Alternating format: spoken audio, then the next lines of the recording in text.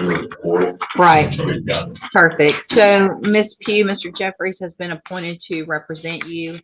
He's just been given, he's trying to get caught up real quickly on all the information and the discovery in your case. I'm going to reset your case so that he can get all of that. Once he gets it, he'll be out there to go over it with you, and we'll see if we can get an announcement at the next court date. Respectfully, Your Honor, I do not agree to comply with any of your appointed court agents, considering that their first duty is to the state. I understand. We've had this conversation before. And for your record, I'll be representing myself. So if you want to represent yourself, there's some things. Ms. Pugh, stop talking over me. If you want to stop talking over me, if you want to represent yourself, then there is a process that we have to go through, and we'll do that today. If that's what you want to do, we'll get your case set for trial and we'll go forward that way. It is highly inadvisable for you to represent yourself. Lawyers have many, many years of training.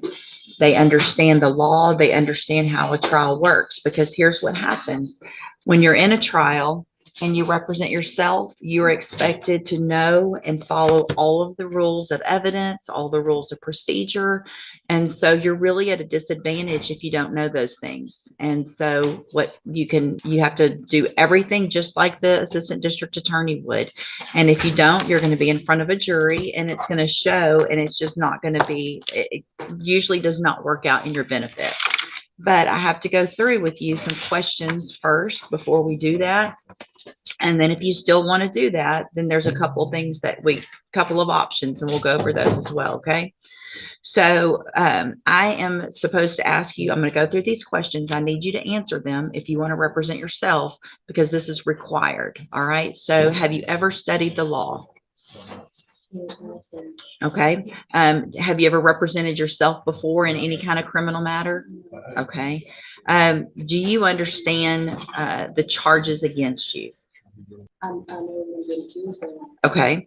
And so do you know, and we've gone over before, I think, what the range of punishment is if you're found guilty on a jury? Do you know what that is?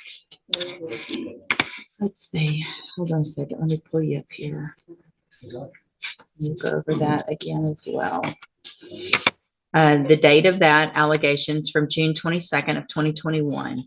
And what that means is if you're found guilty, that the range of punishment that the jury could give you is between 2 years as a minimum punishment up to 10 years in prison, anywhere in between. Do you understand? And you answer out loud just for the record. Do I understand? No, I don't understand. What do you not understand about that? I don't understand, Your Honor. So here's the thing. If you want to represent yourself by law, you have to be able to understand these things. Otherwise, I've got to appoint an attorney for you. So you can't just say, I want to represent myself because I don't like the attorney or I don't like the process. This is the process that you're in.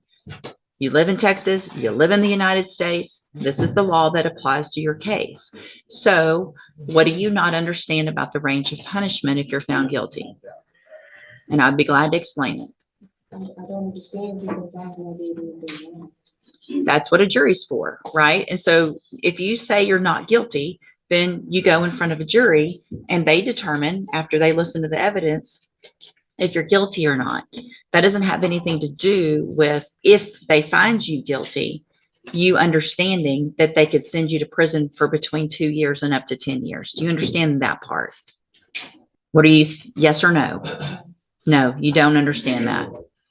So, Ms. Pugh, it's my understanding, I'm not going to allow you to represent yourself because you don't understand the law and the process. So we're on question number 4 out of 15 that I'm supposed to ask you. So Mr. Jeffries is going to stay on your case. I don't care what you want at this point. You can't do it. All right, you can go back with the bailiff. I'm done. Go back with the bailiff. Go back with the bailiff.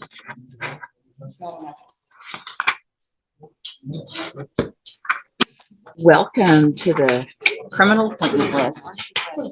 Yeah, fun, Judge. This was not meant to be any kind of punishment, I promise.